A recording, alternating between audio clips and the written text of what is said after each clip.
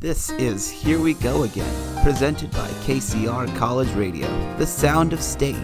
And here's your hosts, Julius Capricorn. No, what?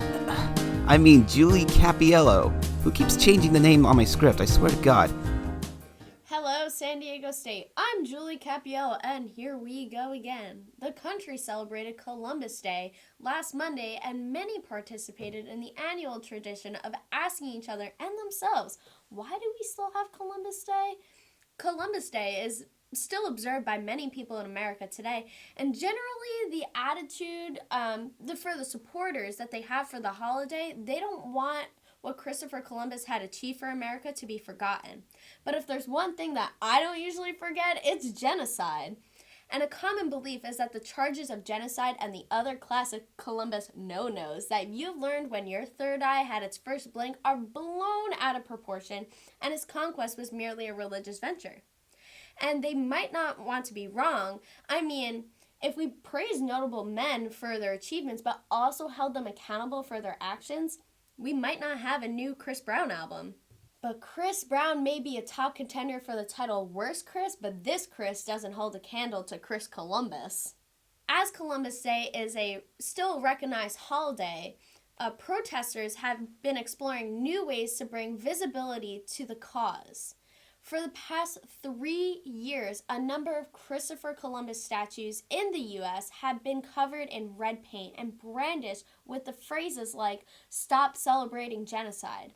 And this year, a statue in Discovery Park located in Chula Vista was vandalized for the second year in a row.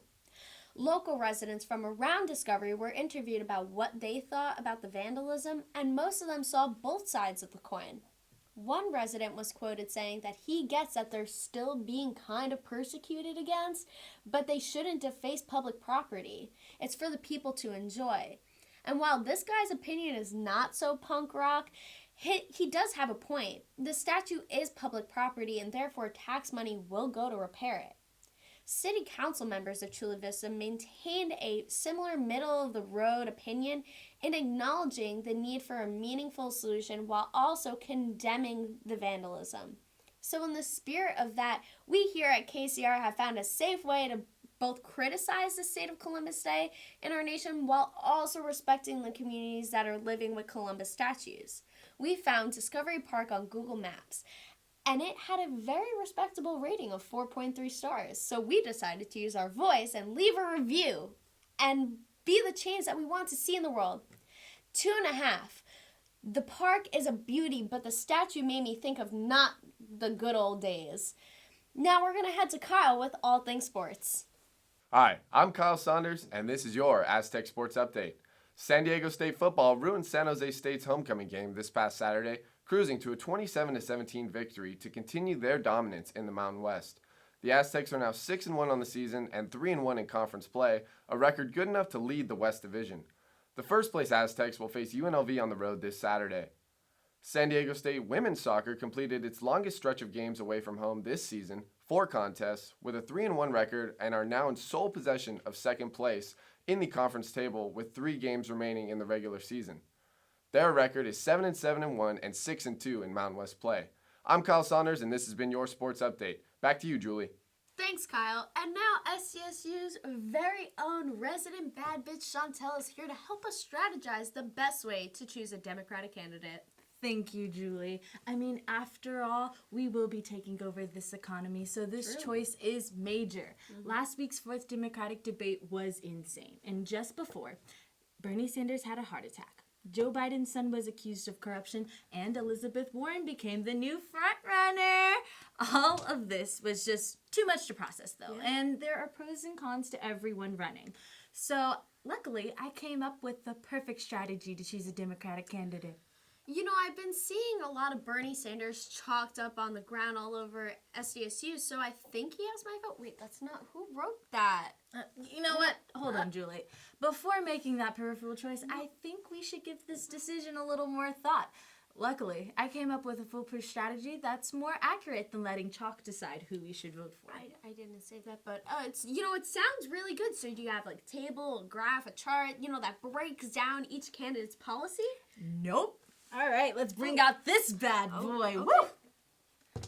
All right, I call this Dim-a-Darts. It's a 2-player game for those at home. Must be voting age or older to play. Only in America. Now, you take 3. Your best shot now. Don't stab me, especially not my face. It's my moneymaker. Let's go. Hold on, Chantel. This is ridiculous. What about the most recent debate? Was there something that stood out, that made a candidate seem more compelling? Girl, please. I feel like I am watching Bachelor in Paradise. Every time I tune in, there's a new face coming down. I don't know who to give my rose to, except that new chick. She's pretty cool. I like her style. What's her name? Tootsie Roll.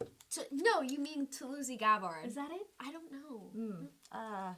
Well, anyway, she's one of the youngest candidates running, apparently, and she didn't have a heart attack.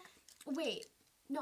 What do you mean, what about Bernie Sanders? He did get an endorsement from AOC and Ilhan Omar, right? Really, Julie? Really? Bernie Sanders? Okay. I mean, The man is near death, and he's probably You're labeled right. as a socialist on the right. So we need to pick someone that can convince the other side to cross over and live to tell the tale. Now, listen, Trump convinced an entire stadium to chant, "Send her back," about Ilhan Omar. And all jokes aside, I love Bernie, but voting for him, especially after AOC and Omar's endorsements, would be like waiting 72 hours to take Plan B. I would be so Dim-a-Darts, dude, let's go. Okay, fair enough. But what about Joe Biden? I mean, he did have some advantage from Trump's accusations during the debate. And Elizabeth Warren, the new frontrunner? Woohoo! After last week's debate, everyone was on Warren like tattoos on Post Malone's face. Word up. Her policies were made out to be pipe dreams. It was really hard to watch. Oh, and Joe Biden, he got the equivalent of the Kardashian curse. Too many people think that he's tied to corruption. So Dim-a-Darts, I think, is the best strategy. Okay, I'm just scared, I feel like I'd be shooting in the dark here. There has to be a candidate that seems like they can take on Trump in 2020. Are you talking about Dim-a-Darts or real life? I don't know anymore. I don't. Look, Julie, I'm just trying to give you a guilt-free strategy that won't waste your time. In this political climate, a billionaire could just run for president because they could afford it. Kylie Jenner at this point would make a better president. I'm wearing her lipstick. Oh, really? It looks cute. I like it. Yeah, wouldn't it be so cool, like, every morning listening to her address the country as rise and shine? Oh, I don't like that. Absolutely not. Okay. Look, Julie, do you want to get this out of the way or not? I guess you have a point. It is, a tough decision, to let research decide. So, Dim-a-Darts after we say goodbye. I'm Julie Capiello, joined by resident bad bitch Chantel Mesa and Kyle Saunders with sports. And this has been a KCR Studios production of Here We Go Again. Until next time. Dim-a-Darts on 3. Let's go. 1, 2, 3.